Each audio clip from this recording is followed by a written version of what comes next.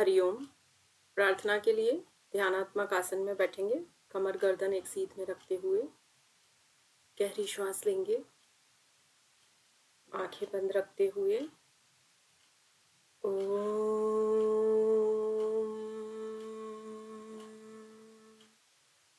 पूर्णमदं पूर्णमिदं पूर्णात् पूर्णमुदच्यते पूर्णस्य पूर्णमादाय पूर्णमेवावशिष्यते।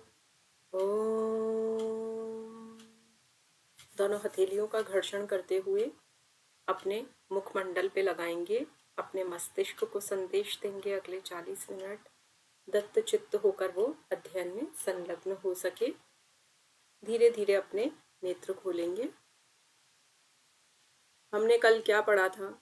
आप में से कोई भी अगर बोलना चाहे तो आप बोल सकते हैं। बताएंगे तो पता लगेगा आपको समझ में आ रहा है नहीं आ रहा है,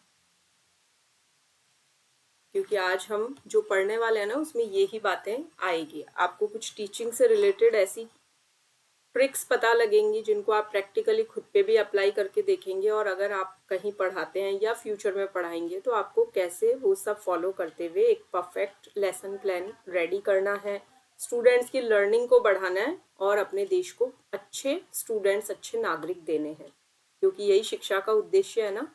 देखिए, या विद्या सा विमुक्तये, विद्या वही है जो मुक्ति दे। अब ये मुक्ति का मतलब बहुत गहरा नहीं जाना है, सिंपल सा देखिए। टीचिंग एंड लर्निंग का डिफरेंस आपको बताया था ना। टीचिंग सिंपल सी बात है, आपका जो सिलेबस है उतना ही पढ़ेंगे, बट लर्निंग हो रही है आपकी तो एक लाइफ टाइम लर्निंग हो रही है वो। तो ये डिफरेंस होता है टीचिंग लर्निंग का। तो आपको यहाँ पे टीचिंग एप्टीट्यूड तो पढ़ ही रहे हैं, बट साथ में लर्निंग को भी कवर करते हुए चलना है। तो कोई भी अगर बोलना चाहे अभी बता दीजिए, अदरवाइज एंड में हम 5 मिनट्स 10 मिनट्स अलग से डिस्कशन का रख लेंगे, ठीक है।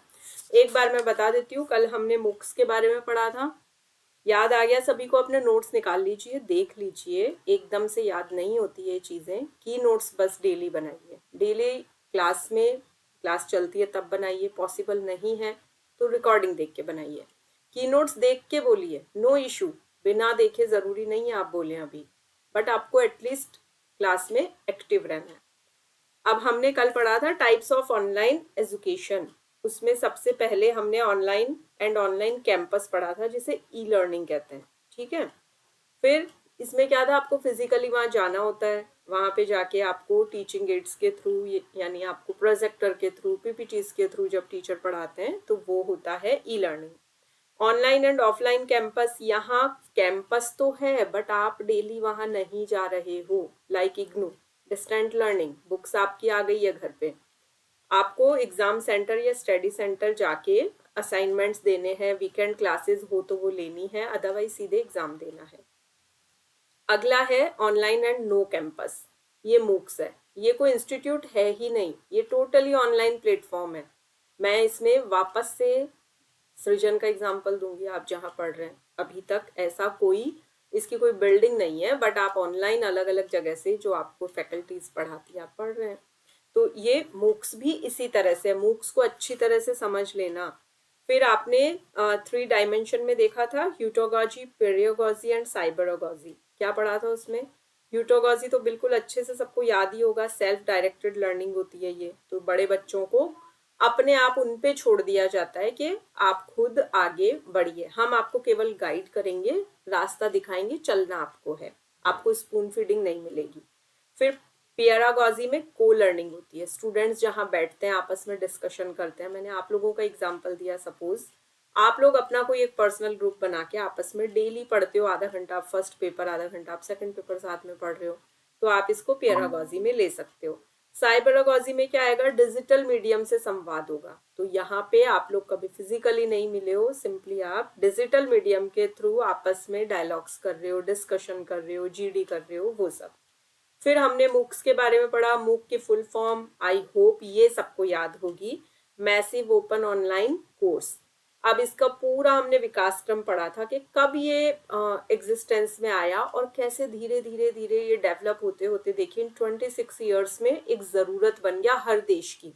ऐसा नहीं केवल चुनिंदा देशों में, हर जगह ये फेमस हो चुका है। हर कंट्री की गवर्नमेंट्स इसको किस तरह से आगे बढ़ा रही है। तो 2000 में क्या हुआ था, सबसे पहले जब इंटरनेट प्रचलन में आया तो 2000 से लेके 2008 तक जो प्रिकॉर्सर्स ऑफ मूक्स है, तो एक कंसेप्ट आई कि ठीक है इस तरह से भी कुछ हो सकता है। फिर 2008 में पहला मूक कनाडा में स्टार्ट हुआ। 2011 में स्टैनफोर्ड यूनिवर्सिटी ने 3 ऑनलाइन कोर्सेज लॉन्च किए। फिर 2012 में एक बूम आया तो कॉर्सेरा, ईडेक्स और उडेसिटी जैसे प्लेटफॉर्म्स आए। फिर इसके बाद धीरे धीरे 13 से 16 तक आते आते तो नेशनल लेवल पे ये बहुत अच्छे से फेमस हो गया। ये हमने कल पढ़ लिया था, ये भी हमने थोड़ा बहुत देखा था स्वयं का, बट आज मैं वापस से रिवीजन ले रही हूँ। देखिए, अब भारत की बात करें तो स्वयं ये है भारत से रिलेटेड। इसमें 4 चीजें आप लेके चलेंगे। सबसे पहले क्या होता है भाई, वीडियो लेक्चर के थ्रू आप पढ़ाई कर रहे हो ना अभी, फिर आपको पीडीएफ दे दिया जाता है। फिर आपका या तो हो सकता है पहले हम डिस्कशन कर लें और फिर हम आपका सेल्फ असेसमेंट टेस्ट या क्विजेज लें, या ये हो सकता है पहले आपका टेस्ट लिया, बाद में आपको ये बताया कि आपने कल ये गलती की थी टेस्ट में, तो आपका एक प्रॉपर डिस्कशन हुआ। तो ये इसी चीज को कल प्रॉपरली एक्सप्लेन किया था, आप लोगों ने सबने सुना होगा, समझा होगा। नहीं आ रहा है तो आप अभी बीच में इंटरप्ट करके पूछ सकते हैं, कोई इशू नहीं, अनम्यूट कीजिए, पूछ लीजिए। और अगर कोई सवाल नहीं है तो हम आगे बढ़ेंगे, क्योंकि इसको मैंने डिटेल में अच्छे से बता दिया था। वीडियो लेक्चर क्या है मैंने एग्जांपल दिया, अभी हमारी लाइव क्लास चल रही है, आप इसकी रिकॉर्डिंग देखते हो, रिकॉर्डेड हो गई, तो आपको इससे डायरेक्ट टीचिंग मिल रही है। फिर स्पेशली हमने प्रिपेयर किया आपके लिए कोई स्टडी मटेरियल, फिर आपको वो पीडीएफ के थ्रू दे दिया जिससे आपकी कंसेप्ट क्लियर हो। फिर आपका सेल्फ असेसमेंट टेस्ट और क्विज ली हमने, एमसीक्यूज दे दिया आपको, जैसा इस संडे को आपको टेस्ट मिला ही था। तो हर संडे हमारी कोशिश रहती है आपको कोई पीडीएफ दें, आपका प्रॉपर से सारा अंडरस्टैंडिंग चेक करें, और फिर ऑनलाइन डिस्कशन कि अब आपने क्या क्या गलतियां की है, कैसे आपके डाउट्स क्लियर होंगे कि आप दोबारा वो गलती न करें। ये हम पढ़ चुके थे। अब हम देखेंगे नेशनल कोऑर्डिनेटर्स, और ये सारी फुल फॉर्म्स ये सब कुछ मैं ऑलरेडी बता चुकी हूँ आपको। आई थिंक मैंने वो पीडीएफ भी दे दिया था जिसमें ये सब थी फुल फॉर्म्स, तो आपने नोट कर ली होगी, लर्न कर ली होगी, उसका प्रिंट निकलवा लीजिए। कुछ नहीं रहता आप पर्सनली मैसेज करके बोल सकते हैं। तो ये बहुत इंपॉर्टेंट है, ये सबको परफेक्टली आना ही चाहिए, इसमें कोई भी कंफ्यूज्ड नहीं होगा। अब देखते हैं भारत में मूक्स की कब शुरुआत हुई। अब ये सवाल आपके माइंड में आया होगा कि यूएस एंड यूके काफी आगे हैं इसमें, तो भारत में भी क्या मूक्स अपने लेवल पे आ चुका है या अभी भी हम डिपेंड है किसी पे, तो वो आप देखेंगे। तो भारत में 2017 में स्वयं प्लेटफॉर्म से इसकी शुरुआत हुई, ठीक है, और भारत सरकार के शिक्षा मंत्रालय ने, एजुकेशन मिनिस्ट्री ने इसको स्टार्ट किया, और अभी प्रेजेंटली यूजीसी, एआईसीटीई और एनपीटीईएल, इग्नू आदि संस्थाएं से संचालित कर रही है। और स्वयं के माध्यम से छात्र क्या करते हैं, फ्री ऑनलाइन कोर्सेज करते हैं और उनको क्रेडिट्स मिलते हैं। अभी क्रेडिट शब्द आपके लिए नया आया होगा, आज आपने पहले नहीं सुना होगा। तो क्रेडिट आप मान सकते हैं जैसे मार्क्स मिलते हैं ना, उस टाइप से क्रेडिट मिलते हैं। सपोज आप में से कोई अभी जेएनयू में पढ़ाई कर रहे हैं, आपको 1 साल का ड्रॉप लेना पड़ा, कोई पर्सनल रीजन हो गया या आपकी जॉब की वजह से आपको कहीं और जाना पड़ा, 1 साल आपने ब्रेक लिया, तो ऐसा नहीं है कि अब आपके क्रेडिट नहीं माने जाएंगे। उसके बाद आपने बीएचयू में एडमिशन ले लिया, तो आपके जो क्रेडिट वहां लिए हुए हैं वो वहां कैरी फॉरवर्ड हो जाएंगे, ठीक है। तो क्रेडिट्स मिलते हैं हर चीज के, मीन्स आपने योगा है तो प्रैक्टिकल भी होगा और आपका रिटर्न भी होगा, तो आपको उसके क्रेडिट्स मिलेंगे, उसका अलग मिलेगा, उसका अलग मिलेगा, तो उसको क्रेडिट्स कहेंगे। अब ऐसी कौन सी संस्थाएं हैं जो स्वयं को संचालित कर रही है, तो AICTE ये टेक्निकल एजुकेशन है, CEC है ये अंडर ग्रेजुएट कोर्स है BA लेवल के, मतलब BA BSc BCom and BTech, IGNOU है वो डिस्टेंस लर्निंग के लिए है, IIM भी है। अब IIM से ही समझ में आ रहा है ना, मैनेजमेंट की स्टडी जहाँ पे होती है, बिल्कुल इनकी फुल फॉर्म भी लर्न कर लेनी है। ये PYQ मैच मेकिंग भी आ सकती है, फुल फॉर्म में आ जाएगा, या ये क्या मीन्स इनका क्या करवाते हैं ये। तो NCERT आपको पता है, स्कूल एजुकेशन समान शिक्षा प्रणाली, ये प्रयास चल रहा है कि हर स्टेट में एनसीईआरटी वाली ही बुक्स चले, कोई भी स्टेट बोर्ड अपनी ना लगाए। बोर्ड में भी एनसीईआरटी ही सबके लिए समान शिक्षा प्रणाली के अकॉर्डिंग ये लागू की गई है। एनआईओएस है ओपन स्कूलिंग। कई बच्चे ऐसे हैं जो स्कूल नहीं जा पाते हैं डेली, तो उनको ओपन स्कूलिंग के माध्यम से पढ़ाया जाता है। और ये नर्सरी टीचर ट्रेनिंग के से रिलेटेड है, लेकिन ये टेक्निकल फील्ड मान लिया यहाँ पे। टीचर ट्रेनिंग, हाँ, टीचर्स को ट्रेनिंग दी जाती है टेक्निकल चीज़ों की, क्योंकि अभी चीज़ें टेक्निकली बहुत ज़्यादा हो रही है। आप अगर आपकी एज कम है, आप अपने घर पे पूछ के देखिए, 25-30 ईयर्स पहले जितने भी बैंक्स, पोस्ट ऑफिस, सब पे मैन्युअली काम होता था। सब हाथों से पासबुक को फिल करते थे, फॉर्म्स हाथों से फिल किए जाते थे, पासबुक में एंट्री मैन्युअली होती थी, फिर धीरे धीरे कंप्यूटराइज्ड हुई, और फिर जो पुराने एम्प्लॉयज़ थे, गवर्नमेंट एम्प्लॉयज़, उनके लिए ऐसी वर्कशॉप्स लगाई गई, उनको ट्रेनिंग दी गई उन चीज़ों की। तो वैसे भी टीचर्स की भी ट्रेनिंग होती है टेक्निकली, उनको कुछ साउंड करने के लिए, ताकि वो आजकल जो ई लर्निंग है, स्मार्ट क्लासरूम है, फ्लिप्ड क्लासरूम है, वो सब टेक्निक्स यूज़ करते हुए स्टूडेंट्स की लर्निंग को बेटर बना सके। आप इमेजिन कीजिए कि मैं अभी आपके सामने बोलती रहूँ, स्क्रीन ना दिखाऊं, पीपीटी ना दिखाऊं, तो क्या आपकी लर्निंग होगी? आपको बहुत कम समझ में आएगा। अच्छा लगेगा, आपको समझ में आएगा, बट आपको वो लॉन्ग टर्म माइंड में नहीं रहेगा। तो उसकी भी क्या रीज़न है, वो भी हम आज पढ़ेंगे यहाँ इसी पीपीटी में। चलिए, एनपीटीईएल है इंजीनियरिंग एंड टेक्नोलॉजी के कोर्सेज के लिए, और यूजीसी आपको पता ही है, यूनिवर्सिटी ग्रांट कमीशन, ये हायर एजुकेशन के लिए है। तो अब आप इसकी कैटेगरीज, ये कल भी हमने देखी थी, इसको किस तरह कैटेगराइज किया। स्कूल एजुकेशन को इस तरह कर दिया, फिर आउट ऑफ स्कूल एजुकेशन इस तरह कर दिया कि जो बच्चे रेगुलर नहीं जा रहे हैं, लर्निंग करना चाह रहे हैं, इग्नू के थ्रू, पत्राचार के माध्यम से वो अपनी पढ़ाई कर सकते हैं।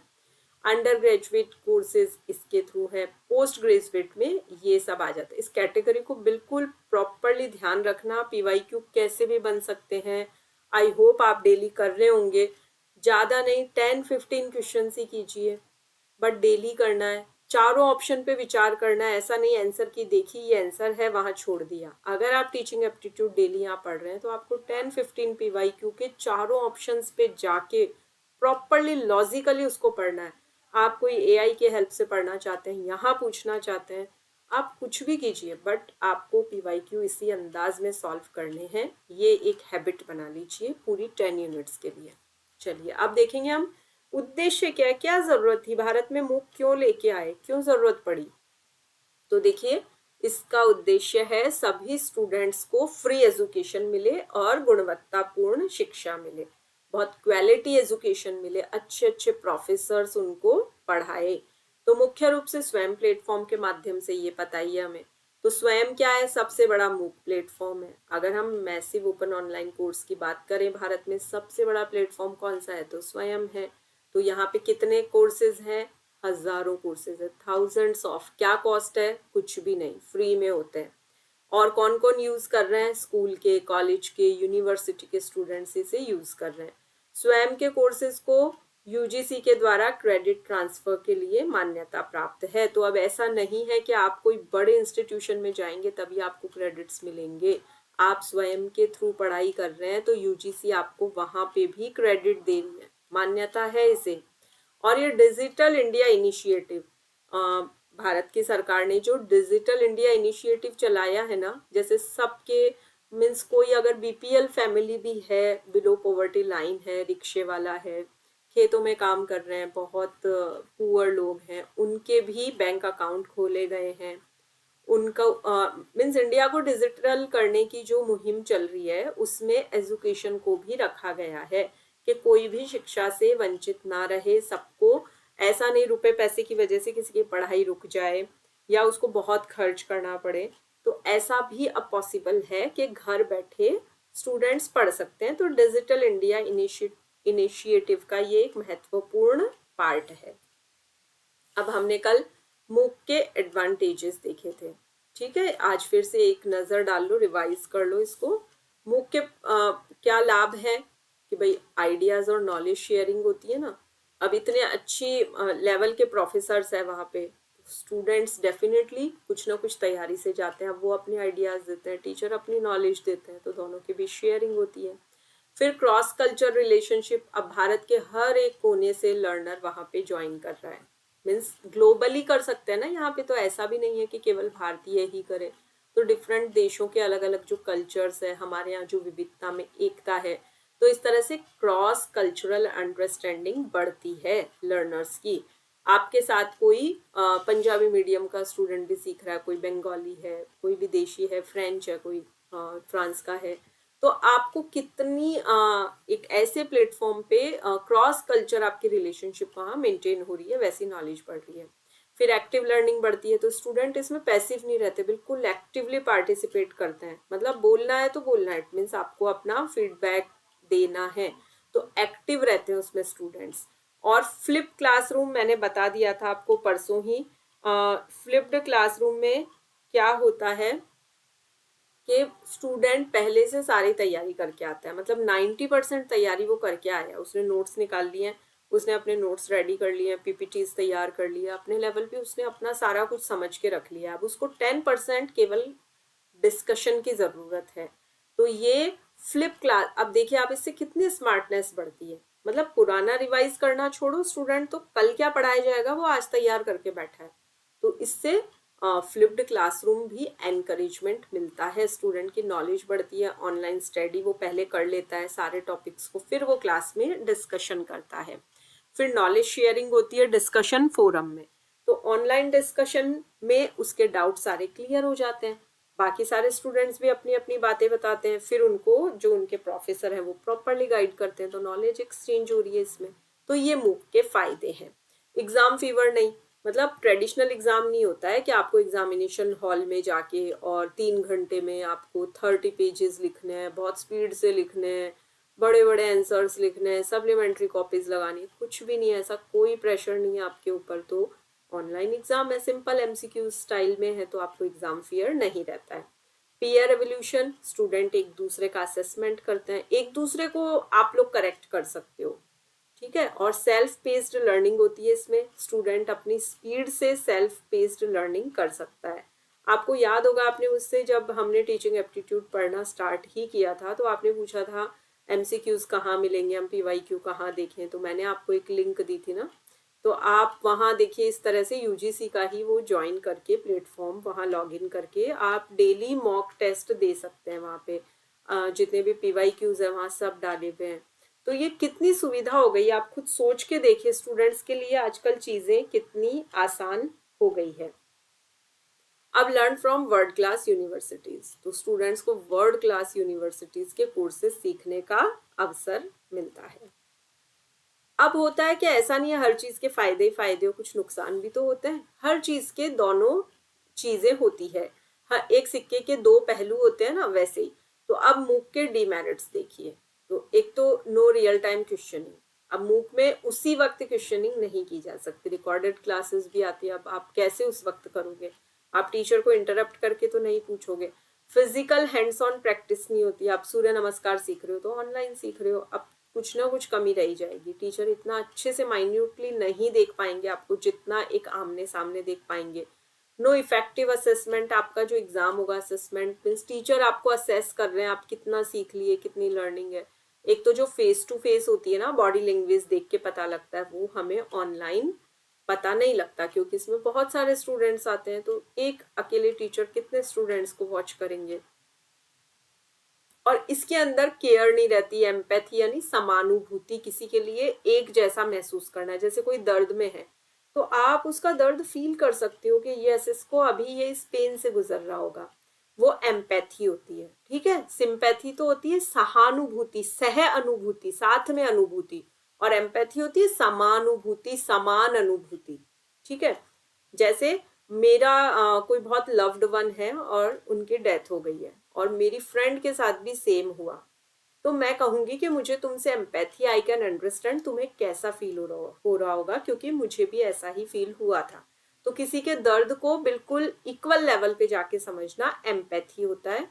तो यहाँ वो चीज नहीं होती है, एक आप क्लासरूम में आमने सामने टीचर के बैठे हो तो आप उनका बहुत रिस्पेक्ट कर रहे हो, ठीक है, पर्सनल इंटरेक्शन होता है ना टीचर स्टूडेंट के बीच में, टीचर स्टूडेंट की केयर करते हैं, कोई बच्चा अगर थोड़ा वीक है तो टीचर उसकी स्पेशल केयर करते हैं, बार बार पूछते हैं बेटा तुम्हें आ गया ना समझ में, कोई प्रॉब्लम हो तो बता देना। ऐसे ही आपस में एक दूसरे की अंडरस्टैंडिंग, रिस्पेक्ट, टीचर की रिस्पेक्ट बहुत करते हैं।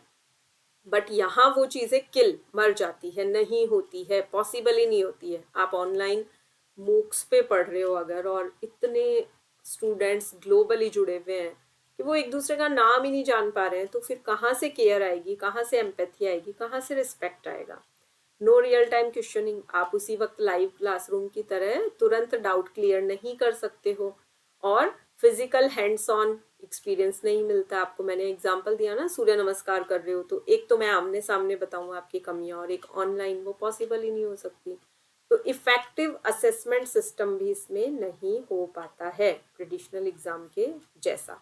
तो ये सारी आपने कमियां देख ली, ठीक है। मुक्स के डीमेरिट्स ये समझने की चीज है, इस पे से क्वेश्चन आई थिंक बहुत डीपली नहीं बनता है, और अगर बनेगा तो ये आपको, मुझे लगता है अभी समझ में आ गया होगा, ठीक है।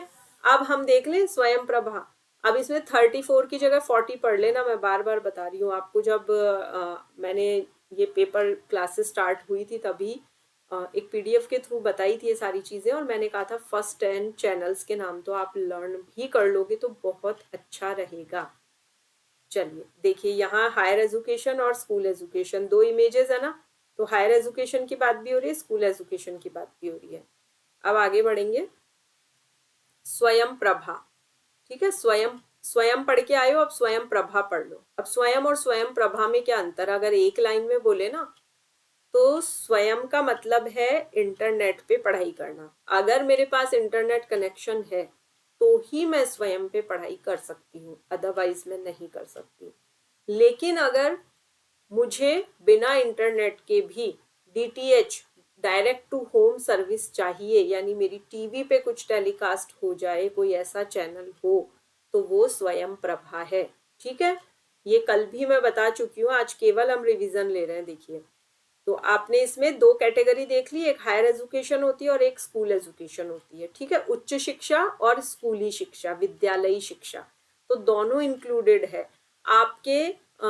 कोई आप किसी भी गांव के दूर दराज के क्षेत्र में रह रहे हो जहां इंटरनेट की पहुंच नहीं है, टावर नहीं है, नेटवर्क नहीं मिलता है, कॉल नहीं होता है, यूट्यूब नहीं चलता है, कोई चैनल नहीं खुलता है, बट टीवी अब सब जगह है। तो ये डीटीएच एजुकेशन चैनल्स के थ्रू इसमें 24 घंटे सातों दिन हर समय लेक्चर्स आते रहते हैं, कंटेंट आता रहता है शिक्षा से रिलेटेड। एक क्लास जैसे मैंने वहां ली, वो 3-4 घंटे बाद फिर से रिपीट होगी, उसकी रिकॉर्डिंग चलेगी, मतलब एक दिन में 3 बार चलती है एक ही क्लास, तो बार बार रिपीट होती रहती है। चलिए, ये हमने अभी आज पढ़ लिया स्वयं प्रभा के बारे में और स्वयं के बारे में। अब हम इसे आगे और कंटिन्यू रख रहे हैं। आई होप अब तक आपको सबको क्लियर है। बताइए, कोई डाउट है इसमें से तो फिर ले लेंगे, क्योंकि अब हम all clear. All clear, yes good. चलिए, अब ले रहे हैं हम types of teaching support system. अब आपने देखा कि जब भी टीचिंग की, लर्निंग की बात होती है तो मेन कंपोनेंट तो दो होते हैं, टीचर एंड स्टूडेंट, ठीक है। दो चीज होना बहुत जरूरी है। अभी हम लोग पढ़ रहे हैं तो मैं पढ़ा रही हूँ, आप लोग पढ़ रहे हो, बट इसके साथ साथ टीचिंग के सपोर्ट सिस्टम भी तो जरूरी है। अगर वाईफाई नहीं हो, इंटरनेट नहीं हो, ये पीपीटीज नहीं हो, तो हमारी पढ़ाई कैसे होगी। तो ये सब भी चाहिए।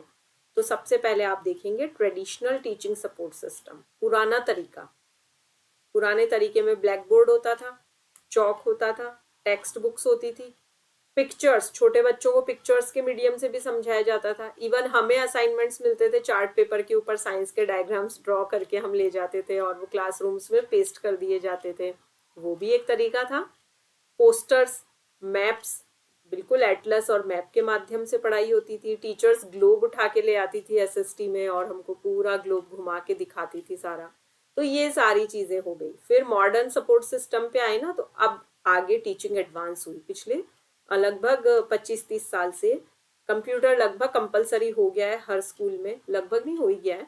कंप्यूटर्स, इंटरनेट, लैपटॉप्स, ई रीडर्स, ई बुक्स। अब बुक्स आपको जरूरी नहीं आप प्रिंट फॉर्म ही खरीदे, ई बुक्स भी मिल जाती है, TV, CD, DVD, interactive white boards, अब ब्लैक की जगह वाइट बोर्ड्स आ गए हैं, प्रोजेक्टर्स आ गए हैं, एलसीडी प्रोजेक्ट्स आ गए हैं।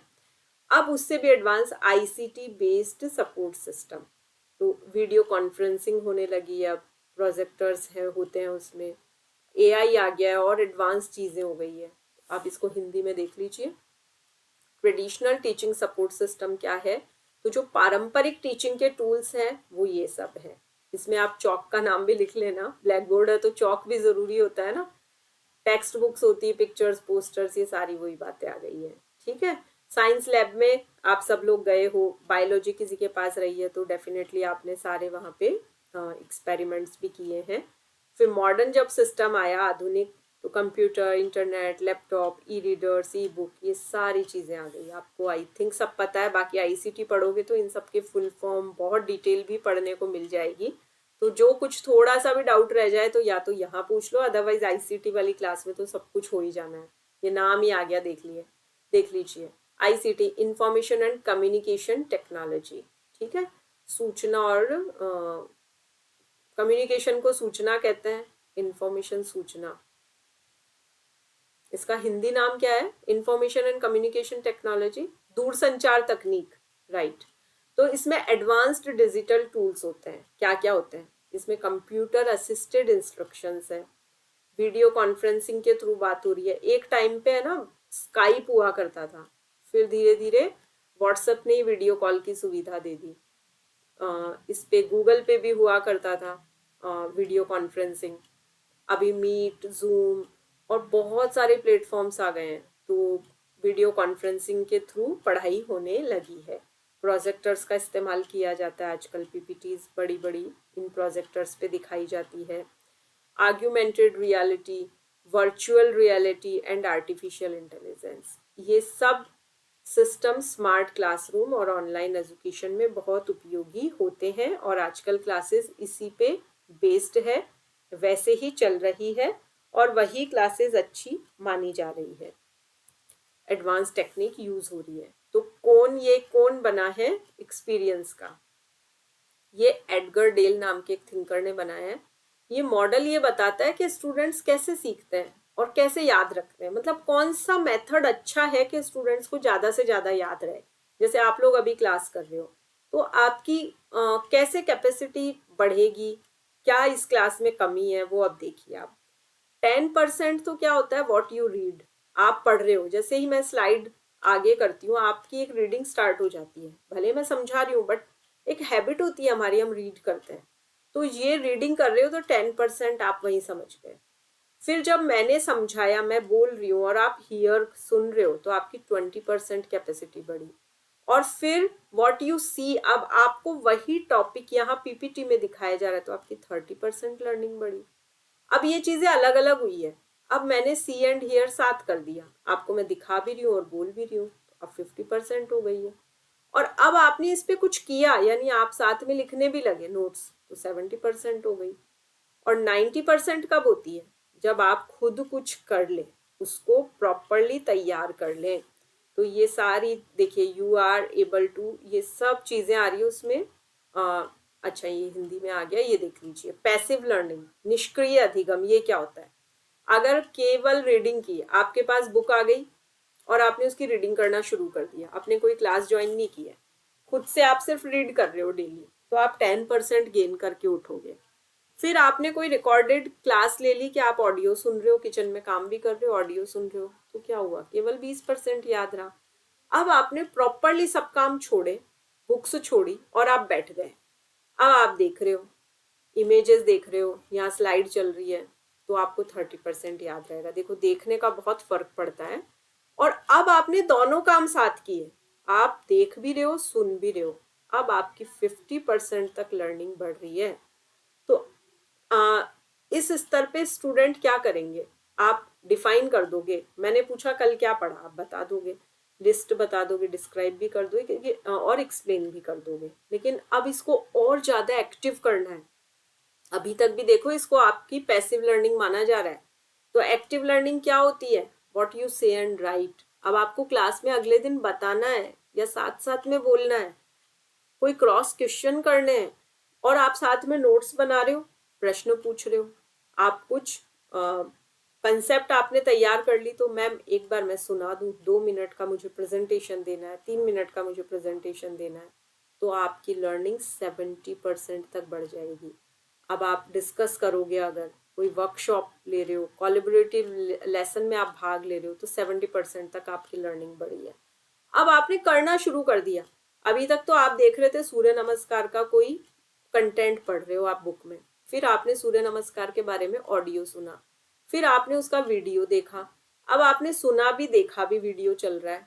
अब आपने उसके मंत्रों के नाम लिख लिए, उसके आसनों के नाम लिख लिए, और यहाँ आपने करना शुरू कर दिया कि लो अब मैं करके दिखाती हूँ सूर्य नमस्कार, मंत्र के साथ करूंगी, ब्रीदिंग कहाँ कैसे होनी चाहिए, कब पोज पे इनहेल करना और कब एक्सेल करना और कब होल्ड करना है, और पोज के नाम भी मैं बता दूंगी।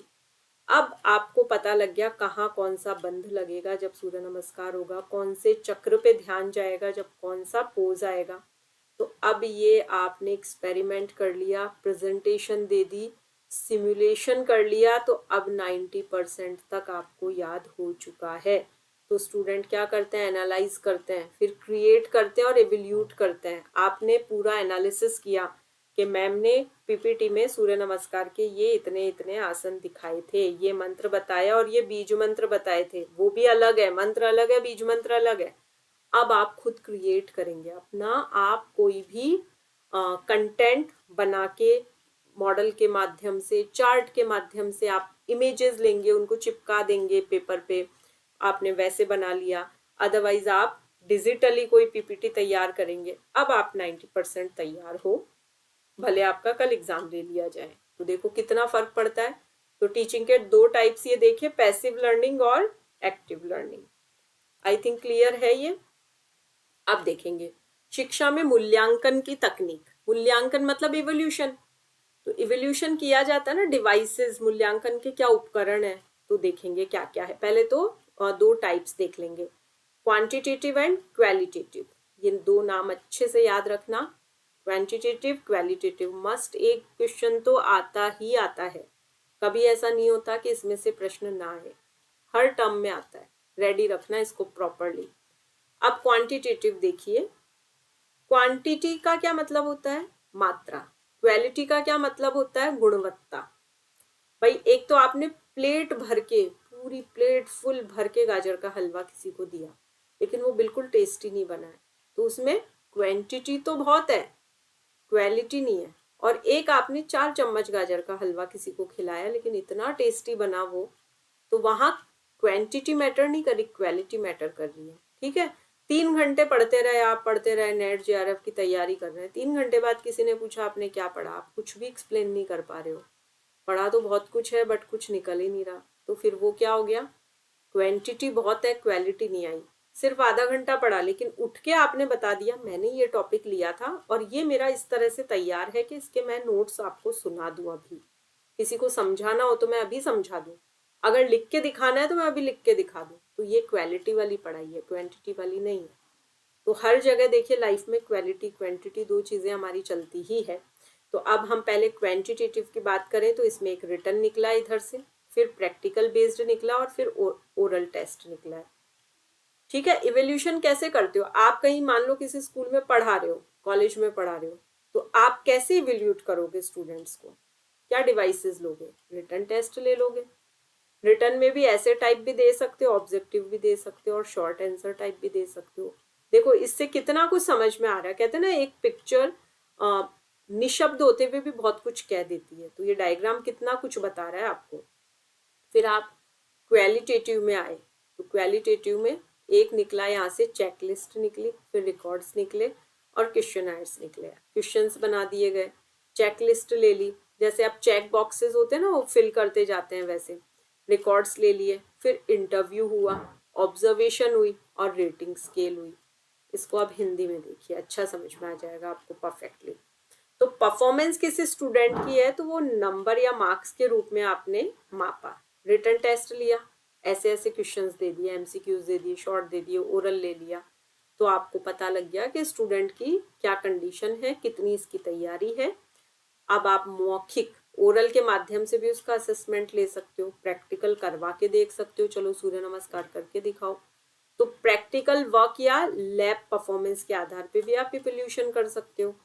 तो कभी किसी के रिटर्न में अच्छे आते हैं, किसी के वाइवा में अच्छे आते हैं, किसी के दोनों में आते हैं, तो डिपेंड करेगा। आप क्वालिटेटिव की बात करें तो इसमें बिहेवियर, एटीट्यूड, ओवरऑल डेवलपमेंट का आकलन किया जाता है। तो इंटरव्यू लेते हैं तो देखिए, इंटरव्यू में जरूरी नहीं है कि जो क्वेश्चंस पूछे उनके सबके जवाब दिए जाए। Body language, confidence level, candidate के उठने बैठने के तरीके के ऊपर भी मार्क्स मिल जाते हैं। ऑब्जर्वेशन रखी जाती है, रेटिंग स्केल्स होती है, चेक लिस्ट, रिकॉर्ड, क्वेश्चन आयर। तो ये जो क्वांटिटेटिव एवोल्यूशन है ये मार्क्स पे आधारित होता है। ये पिछला जो आप देख के आए थे ना, वो तो केवल अंकों पे आधारित है। और यहाँ आपकी पर्सनैलिटी, पर्सनैलिटी क्या है? व्यक्तित्व।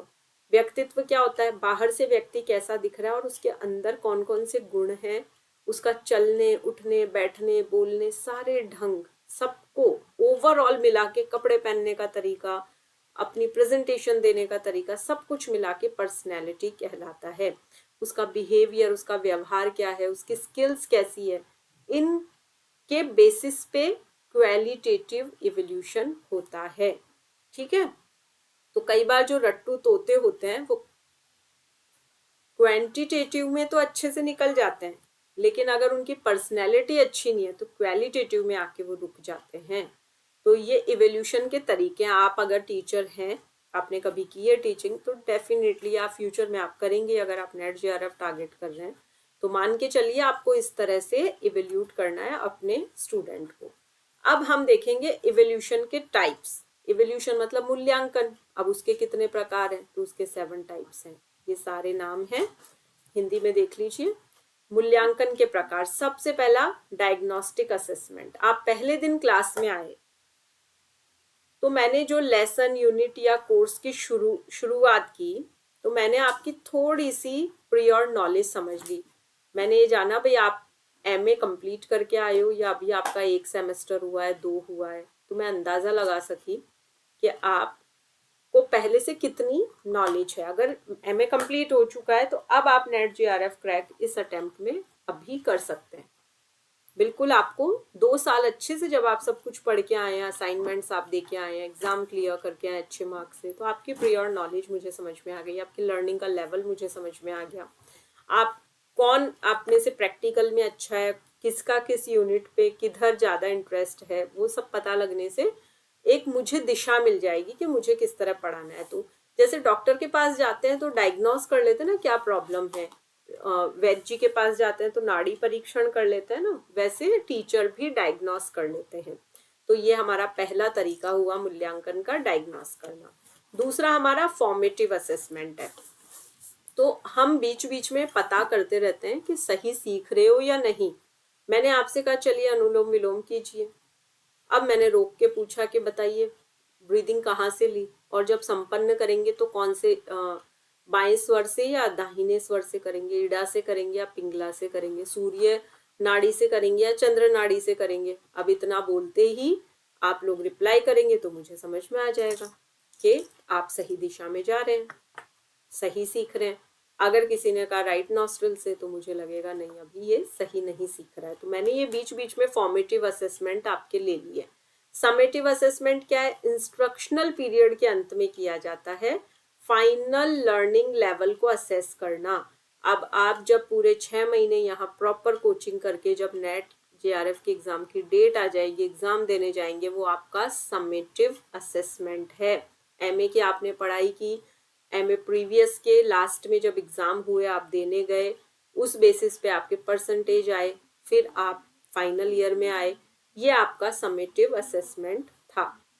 कंफर्मेटिव असेसमेंट क्या होता है? ये देखने के लिए किया जाता है कि आपको जो सिखाया वो याद है या नहीं। 3 महीने पहले आपने किसी स्टूडेंट को कोई प्राणायाम सिखाया, 3 महीने बाद का चलो वो करके दिखाओ, अब अगर वो सही से दिखा दे तो मतलब कंफर्मेटिव असेसमेंट, यानी सही है, कंफर्म हो गया कि उसको समझ में आ चुका है। अगर स्टूडेंट नहीं कर पाता है तो मतलब अभी चीजें पक्की नहीं हुई है, कंफर्म नहीं हुई है। फिर है नॉन रेफरेंस्ड असेसमेंट। किसी क्राइटेरिया में दूसरे छात्रों से नहीं करनी है, मीन्स आप उसको केवल देख रहे हो, उसके प्रदर्शन को देख रहे हो, और आप उसको कह रहे हो ठीक है अच्छा कर रहे हो, नहीं तुम्हें ये सुधार करना है। तो यहाँ कंपैरिजन नहीं किया मैंने कि दीप्ति जी के मार्क्स ज्यादा अच्छा आए थे संडे वाले टेस्ट में और सीमा जी के नहीं आए, पिछली बार सीमा जी के ज्यादा थे इस बार मिश्री जी के ज्यादा, ऐसा कुछ भी नहीं। मैंने सब स्टूडेंट्स को छोड़ दिया, आप लोग बस अपना अपना करते रहिए, आई एम वॉचिंग यू, कौन क्या लर्न कर रहा है कौन क्या सीख रहा है, मैं केवल आपको वॉच कर रही हूँ, किसी में भी कंपैरिजन नहीं कर रही हूँ, तुलना किसी में नहीं कर रही हूँ, ठीक है। क्राइटेरियन रेफरेंस्ड असेसमेंट क्या होता है, इसमें क्राइटेरिया मतलब एक जैसे स्टेप है, सूर्य नमस्कार के 12 स्टेप है तो मैंने करवाए, एक ने सही कर दिया तो भाई ठीक है तुम्हारा क्लियर है, किसी ने नहीं किया तो भाई फेल हो तुम। तो ये क्राइटेरिया बना दिया जाता है कि ये कह दिया गया कि आपको इसकी ये नॉलेज चेक करनी है, ये देख लो, डिमॉन्स्ट्रेट करवा लो, या कोई थ्योरी बेस्ड क्वेश्चंस है तो आप सुन लो, जिसने सुना दिया ठीक है। जैसे मैंने याज्ञवल्क्य स्मृति नारद भक्ति सूत्र समझाया था, किसी ने उसके बारे में पूरा अच्छे से बता दिया तो ठीक है, नहीं बता पाए नहीं बता पाए। तो ये क्राइटेरियन रेफरेंस्ड असेसमेंट होता है। लास्ट वाला 7th है इप्सेटिव असेसमेंट। अब आपकी तुलना दूसरे छात्र से नहीं हो रही है, आपने पिछली बार क्या किया और इस बार उससे बेटर किया क्या, आपको अपने आप से कंपटीशन रखना है कि पिछली बार मेरे कम मार्क्स आए, इस बार मुझे और बेटर करना है, अगली बार आप और बेटर तैयारी से आए, हर संडे के टेस्ट में आप खुद को इम्प्रूव करते जाएं। तो ये इप्सेटिव असेसमेंट है, इसमें आपका कंपटीशन अपने क्लास फेलो से नहीं है, सिर्फ और सिर्फ खुद से है। ये 7 टाइप्स हमने असेसमेंट के देखे, ये हम कल लेंगे। आज मैं थोड़ा सा इसका ओवरव्यू दे देती हूँ ये क्या होता है। भाई फ्लिप्ड क्लासरूम भी करो कभी, आप थोड़ा खुद तैयारी से आओ और डिस्कस करो। यहाँ पे चॉइस बेस्ड क्रेडिट सिस्टम, ये आपके सिलेबस में लिखा हुआ है, CBCS, इसकी फुल फॉर्म लर्न रखना है आपको अच्छे से। इसके एलिमेंट्स क्या है, 1 से स्टार्ट करेंगे।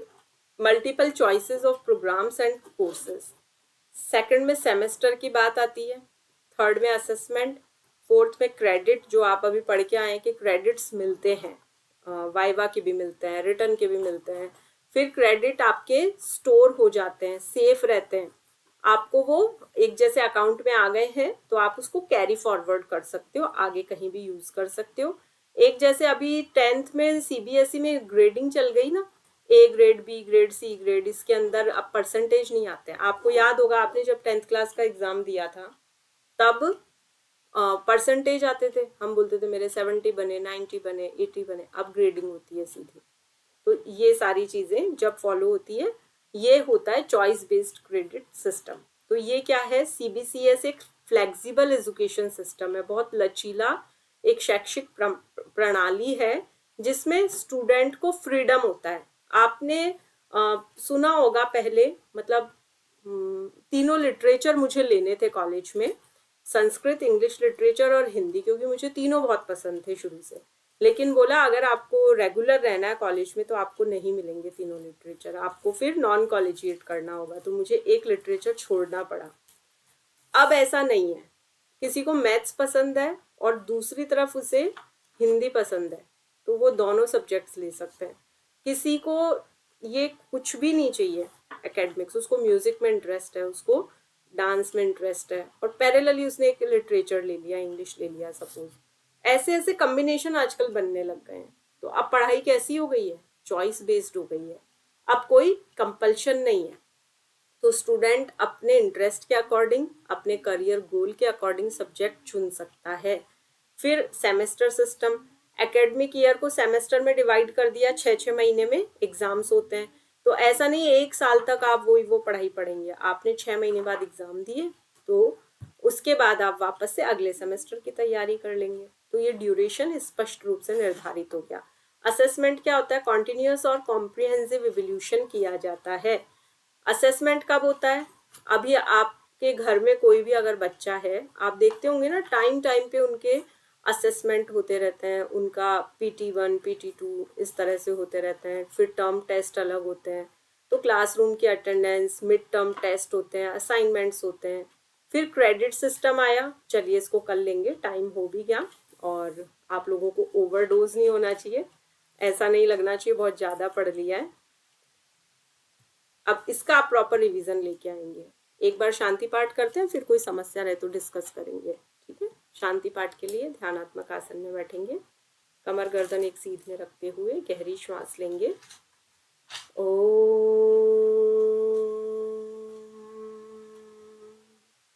सर्वे भवन्तु सुखिनः, सर्वे सन्तु निरामया, सर्वे भद्राणि पश्यन्तु, मा कश्चित् दुःखमाप्नुयात्। ॐ शान्तिः शान्तिः शान्तिः। दोनों हथेलियों का घर्षण करते हुए अपने मुखमंडल पे लगाएंगे। अध्ययन सत्र में आपने जो भी सीखा उसे आत्मसात कर सकूं, इस शुभ भावना के साथ धीरे धीरे अपने नेत्र खोलेंगे प्रसन्न मुखमंडल के साथ। हरिओम।